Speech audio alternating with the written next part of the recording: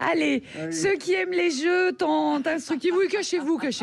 Ceux qui aiment les jeux tant instructifs que divertissants vont être servis, puisque c'est le moment des exercices. Et c'est vous, Aymeric, qui adorez ça, qui débutez. Oui. Ah bon? Oui. Alors, vous avez vu? J'ai pas dit l'info. Mediapart dit être censuré par une décision de justice lui interdisant de publier les informations concernant l'affaire du maire de Saint-Étienne. Une personnalité de renom a pris la défense de Mediapart, mais qui? Réponse A, Edoui Plenel, entre deux, abonnez-vous à Mediapart. Réponse B, Isabelle Balkany, entre deux séjours en prison. C, Elisabeth Lévy, entre deux bouteilles de rouge. Ou D, Jean-Marc Morandini, entre deux...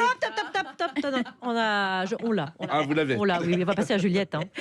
La Coupe du Monde au Qatar a donc commencé, et ce, avec son lot d'absurdités. Parmi les informations suivantes, laquelle est vraie et peut-être lesquelles sont vraies? Réponse A.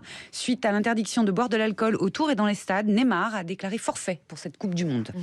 Réponse B. Lors du match inaugural, les supporters se sont plaints du froid dû à la climatisation trop forte. Réponse C. Suite aux nombreux forfaits en équipe de France, Tamim Ben Hamad Al Thani, l'émir du Qatar, jouera à la pointe de l'attaque. Et ce sera toujours mieux que Giroud. Oui, j'ai écrit cette blague avant son doublé d'hier soir et Franchement, c'est minable. Alex Vizorek. Oh non. Mais moi aussi j'ai honte. Mais oui, j'ai honte. Ça, il est bonnet, j'ai honte. Réponse D.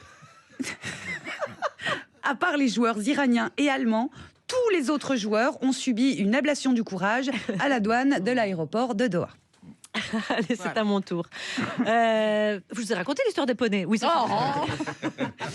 Alors, vous vous êtes tous et toutes régalés lundi soir devant le débat des candidats à la présidence LR sur LCI, bien sûr. C'était savoureux. Mais à part Ciotti et Retailleau, qui est encore en lice pour la présidence des Républicains? Petit A, l'ex-femme d'Éric Ciotti, qui a déclaré « Si ça peut m'apporter un petit billet en plus, je prends ». Petit B, Claude Guéant, qui vient tout juste d'être condamné à 6 mois de prison ferme aménagée pour escroquerie, donc il revient dans la course de facto.